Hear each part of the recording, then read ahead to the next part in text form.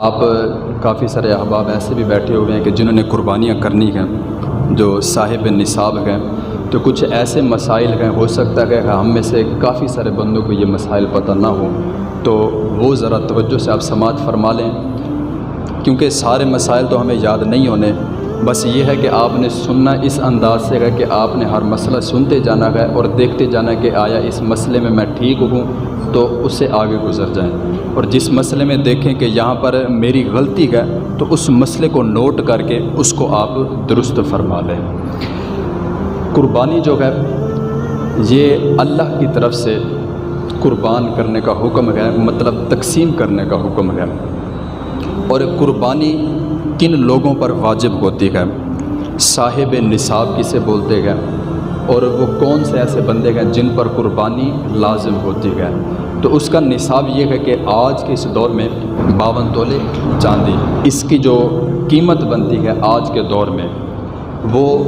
بندے کے پاس اگر موجود ہو تو وہ بندہ جو ہے صاحب نصاب ہو جاتا ہے۔ 52 تولے چاندی اور 7.5 تولے سونا، یہ نصاب ہے۔ اگر کسی کے پاس یہ موجود ہے اور اس کے عوض اگر کسی کے پاس کوئی ایسی چیزیں موجود ہیں کہ جو اس کے استعمال میں نہیں ہیں، گھر میں رکھی ہوئی ہیں چیزیں، جیسے مہمانوں کے لیے ہم نے کچھ رکھا ہوتا ہے، گھر میں سونا رکھا ہوتا ہے، یا ہم نے پرائز بانڈ خریدے ہوئے ہیں، جہاں ہم نے کوئی بھی ایسا کام کیا ہوا ہے، وہ سارے آپ نے اکٹھے کرنے ہیں، ایک پرچی پر لسٹ بنانی ہے کہ یہ چیزیں ہمارے پاس موجود ہیں اور ان کو ہم استعمال نہیں کرتے، تو وہ ساری آپ نے گن کر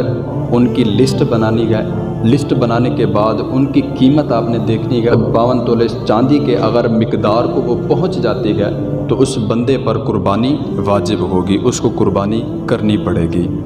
یہ چیز صاحب نصاب کسے بولتے ہیں؟ جس کے پاس 52 تولے چاندی کے برابر پیسہ ہو یا اتنا اس کے پاس چاندی موجود ہو۔ اگر اس کی بیوی کے پاس بھی موجود ہے، ایک گھر میں یہ کافی سارے ہمارے جو ہے کافی احباب جو ہے اس چیز سے بچنے کی کوشش کرتے ہیں کہ گھر کا ایک فرد قربانی کر لے تو باقی سب کی طرف سے ہو گئی، ایسی بات نہیں ہوتی۔ اگر گھر میں کافی سارے بندے صاحب نصاب ہیں جن کے پاس اپنا پیسہ ہے، اتنا دولت ہے کہ جو اس مقدار کو پہنچتی ہے، تو اس پر بھی قربانی کرنا واجب ہوگی۔ اگر وہ قربانی نہیں کرے گا تو وہ گناہ گار ہوگا۔ اس کے بعد قربانی کے لیے 3 جانور ہیں، 3 جانور ہیں جن کو قربانی میں قربان کیا جاتا ہے۔ پہلا اونٹ ہے جس کی عمر 5 سال ہے، دوسرا گائے ہے جس کی عمر 2 سال ہے، تیسرا بکری ہے جس کی عمر 1 سال ہے۔ اب گائے کی جو جنس ہے اس میں جتنی اس کی جنس ہے وہ ساری آ جاتی ہے، اور بکری کی جنس میں جتنا بکرے ہو گئے، لیلے ہو گئے، لیلیاں جو بھی ہوتی ہیں وہ ساری اس جنس میں آ جاتی ہیں۔ تو یہ 3 جانور ہیں جن کی قربانی کی جاتی ہے، یہ 3 جانوروں کی قربانی ہوتی ہے اور جائز ہے، اور انہی کی ہی قربانی ہوتی ہے، یہ 3 جانور ہیں۔ اس کے بعد قربانی کے لیے جانور جو ہے وہ ایسا خریدیں کہ دیکھنے والوں کو بھی خوش آئے اور ہمیں بھی پتہ چلے کہ ہم اللہ کی بارگاہ میں قربانی دینے جا رہے ہیں، اور کوشش کیا کریں کہ جہاں پر اگر ہمیں 20 میں اگر کوئی چیز مل رہی ہے، 19 میں اس سے کم ملتی ہے اور 20 میں اچھی ملتی ہے، تو کچھ پیسے زیادہ خرچ کر کے چیز اچھی لے لیں، اور وہ لے لیں کہ جو پتہ چلے کہ ہم رب کی بارگاہ میں دینے جا رہے ہیں۔ میں ایک دنیاوی مثال آپ کو دیتا چلوں کہ اگر آج کے ہمارے اس دور میں کوئی وزیر یا مشیر ہمیں کہہ دے کہ یار ایک جانور چاہیے ہمیں، ہمارا کوئی تعلق دار بندہ ہو، کوئی دنیاوی بندہ، تو ہم اس کو وہ چیز دے کر آئیں گے جو سب سے زیادہ عمدہ ہوگی، جو سب سے زیادہ اچھی ہوگی، کیونکہ یار بادشاہ نے مجھے بولا ہے، وزیر نے بولا ہے، وزیر اعظم نے بولا ہے، ایم پی اے نے بولا ہے، تو چیز اچھی ہونی چاہیے۔ تو دنیا دار کو دیتے وقت ہم اس چیز کا بہت خیال رکھتے ہیں، لیکن جب باری آتی ہے اللہ کے راستے میں دینے کی تو ہم کوشش کرتے ہیں کہ جتنا کم سے کم ہو، جتنا کم سے کم پیسوں میں ملے، ہم وہ چیز اللہ کے راستے میں قربان کریں۔ نہ ایسا نہیں کرنا، اللہ کے راستے میں وہ چیز قربان کرنی ہے جو ہم پسند کرتے ہوں کہ یہ ہمیں بہت پسند آئے، وہ چیز رب کے راستے میں خرچ کریں، کیونکہ قربانی سال میں 1 دفعہ آتی ہے، اور قربانی مسلمان پر عاقل، بالغ اور مقیم پر فرض ہے۔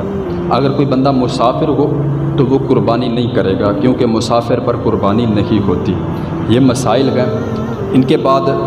اگر کسی میں کوئی عیب آ جاتا ہے، وہ عیب اگر اس کے حسن کو خراب کرتا ہو، یہ موٹا سا مسئلہ آپ سمجھ لیں، اگر کوئی عیب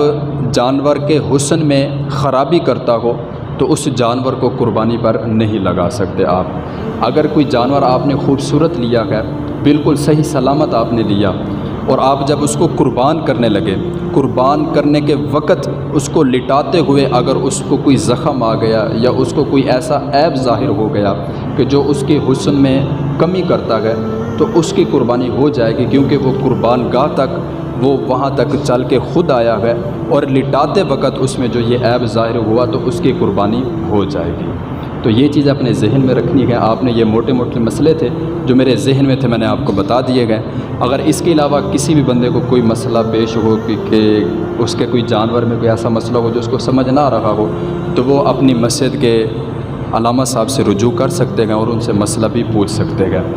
بس دعا ہے اللہ رب العزت کی بارگاہ میں کہ اللہ رب العزت یہ جو قربانی ہے حضرت سیدنا ابراہیم علیہ السلام کی بہت پیاری سنت ہے، اللہ رب العزت ہم سب کو یہ صحیح معنوں میں ادا کرنے کی توفیق عطا فرمائے۔ اور سب سے بڑی بات، اللہ رب العزت اس قربانی کے موقع پر ہم سب کو ریاکاری سے محفوظ فرمائے، دکھاوے سے محفوظ فرمائے۔ یہ بھی ہماری عادت ہے نا کہ ہم جب قربانی کا جانور لے کر آتے ہیں تو اس کو ہم دکھانے کے لیے، لوگوں کے سامنے ظاہر کرنے کے لیے گلی محلوں میں چکر لگواتے گئے، تو ان چیزوں سے بھی گریز کرنا چاہیے۔ اللہ ہمیں ریاکاری سے محفوظ فرمائے۔ اللہ رب العزت جو صاحب نصاب ہیں، اگر کوئی نہیں بھی ہے، اگر وہ بھی قربانی کرنا چاہے تو کر سکتا ہے۔ یہ حدیث شریف کا مفہوم ہے کہ حضور پاک علیہ الصلاۃ والسلام، یہ قربانی ایک اور بھی بات ہے نا کہ یہ قربانی اس پر واجب ہوتی ہے کہ جس پر زکوٰۃ واجب ہو، جس پر زکوٰۃ لازم ہو، اس پر قربانی بھی ہوتی ہے۔ اور دوسری طرف حدیث مبارکہ آپ دیکھیں تو حضور پاک علیہ الصلاۃ والسلام ہر سال قربانی فرمایا کرتے تھے، ایک نہیں بلکہ دو قربانیاں فرمایا کرتے تھے، ایک اپنی طرف سے اور ایک اپنی امت کی طرف سے۔ 1400 سال پہلے بھی ہمیں یاد رکھا ہوا تھا، اور آج امت کی حالت زار یہ ہے کہ ایک جانور بھی قربان کرنے کے لیے ہم تیار نہیں ہوتے، اور ہیلے بہانے بڑے کرتے گئے ہم۔ حضور پاک علیہ الصلاۃ والسلام کے پاس یہ حدیث مبارکہ کا مفہوم ہے، اور تفاسیر میں بھی لکھا ہوا ملتا ہے، کمی بیشی اللہ تعالیٰ مجھے معاف فرمائے، کہ حضور پاک علیہ الصلاۃ والسلام کے پاس آپ کی پوری عمر میں کبھی بھی آپ کے اوپر زکوٰۃ فرض نہیں ہوئی۔ اس کی وجہ کیا تھی کہ آپ نے کبھی مال اکٹھا ہی نہیں کیا، جو بھی آتا تھا آپ تقسیم فرما دیتے تھے، لیکن اس کے باوجود بھی آپ علیہ الصلاۃ والسلام قربانی کرتے تھے۔ اگر آج ہمارے اوپر مشکل وقت ہے، آج اگر ہمارے پاس پیسہ نہیں ہے، تو ہمیں اس چیز کو مد نظر رکھنا چاہیے کہ حضور پاک علیہ الصلاۃ والسلام پر تو زکوٰۃ فرض ہی نہیں ہوئی کبھی، لیکن اس کے باوجود بھی دو قربانیاں ہر سال فرمایا کرتے تھے۔ اور ایک دفعہ تو یہ ملتا ہے کہ حج کے موقع پر حضور پاک علیہ الصلاۃ والسلام نے 70 اونٹ ذبح فرمائے، 70 اونٹ۔